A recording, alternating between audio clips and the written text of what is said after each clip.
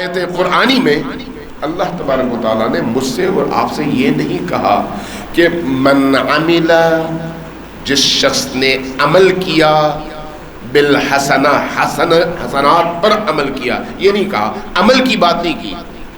من فعل الحسنہ نہیں کہا، جس نے حسنہ انجام دیا، یہ نہیں کہا، بلکہ کہا من جاء بالحسنہ، جو ایک نیکی لے کر آئے گا. جب آپ اہل البیت سے پوچھیں گے کہ یہ ایک نیکی لے کر جانے کا مطلب کیا ہے، چونکہ ہم بظاہر جب دیکھیں گے تو ہمیں سمپل جملہ نظر آئے گا، جو بھی ایک نیکی کرے گا یا ایک نیکی لے کر اللہ کی بارگاہ میں جائے گا، بات ختم ہو گئی. اہل البیت ہمیں بتائیں گے کہ اس کا مطلب یہ ہے کہ جب تم کوئی عمل انجام دیتے ہو اور وہ عمل خیر کا عمل ہے، تو اس عمل خیر کو لے کر اللہ کی بارگاہ میں پہنچنے تک کا جو عرصہ ہے، اس عرصے میں کوشش کرو کہ اس عمل کو کیڑے نہ لگیں، اس عمل کو دیمک چاٹ نہ لے، اس عمل میں کوئی خرابی پیدا نہ ہو. آپ نے آج ایک عمل انجام دیا، لیکن اس کے بعد کچھ ایسی حرکتیں کی جس کے نتیجے میں یہ عمل خراب ہو گیا. آپ نے زمین پر ہل چلایا، نرم کر لی، کرنے کے بعد اس میں دانہ ڈالا، کھاد بھی ڈالا، پانی نہیں ڈالا. اب جب پانی نہیں ڈالا تو خشک زمین میں وہ دانہ اگنے والا نہیں ہے. فرض کرے پانی بھی ڈال لیا، اس کے بعد کھاد بھی ڈال لیا، لیکن وہ جراثیم کش دوائیں جو کیڑوں کو مارتی ہیں اگر آپ نے نہیں ڈالی تو پھر بھی اس فصل کا اس طرح سے تیار ہونا ممکن نہیں ہے. آپ کو جہاں آپ بیج بوتے ہیں وہیں پر آپ کو اس بیج کو بچانے کے تمام اقدامات بھی کرنے پڑتے ہیں.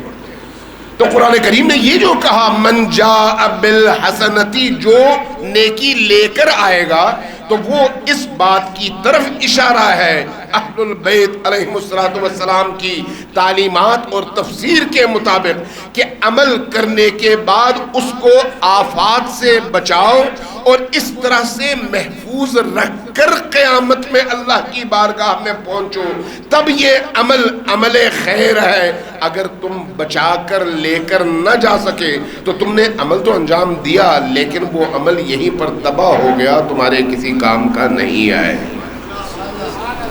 اب ذرا اس پر غور کیجیے گا کیسے کئی چیزیں ہیں جو عمل صالح کو تباہ کر دیتی ہیں. کئی چیزیں. سب سے پہلی چیز اہل البیت علیہ السلام سے مودت ہے، اہل البیت کا عشق ہے، اہل البیت کی محبت ہے. کوئی عمل ایسا نہیں ہے جو بلا ولایت اہل البیت کے، بنا حضرت امیر المؤمنین کی ولایت کو قبول کیے ہوئے اور بغیر اس کے کہ ائمہ کی مودت آپ کے دل میں زندہ ہو، آپ یہ توقع رکھ سکیں کہ وہ عمل قابل قبول ہے. اس مودت اور محبت کے بغیر قابل قبول نہیں ہے. پہلی بات. اب اگر مودت اور محبت ہے تو اس کے بعد دوسرا مرحلہ یہ ہے کہ یہ عمل آپ نے واقعی اہل البیت کی خوشنودی کے لیے انجام دیا ہے یا پھر غرض اور ہدف کچھ اور تھا. آپ نے واقعی خدا کے لیے کیا ہے یا پھر کسی اور مقصد کے لیے کیا ہے. اگر مقصد کوئی اور تھا تو نیک عمل چاہے حج بیت اللہ ہی کیوں نہ ہو، نیک عمل چاہے کربلا میں شب و روز عبادت ہی کیوں نہ ہو، اگر ہدف خود حسین ابن علی کی خوشنودی نہیں ہے، چونکہ خوشنودی ہے حسین ابن علی، اللہ کی خوشنودی ہے. اگر آپ کی نیت وہ نہیں ہے، آپ کا ارادہ وہ نہیں ہے، تو اس کے بعد پھر آپ کو کسی خیر کی توقع نہیں ہونی چاہیے. یہ عمل اسی طرح سے باطل ہے جس طرح سے آپ کسی بنجر زمین میں دانہ پھینکتے ہیں، اس عمل کا آپ کو کوئی نتیجہ نہیں ملتا.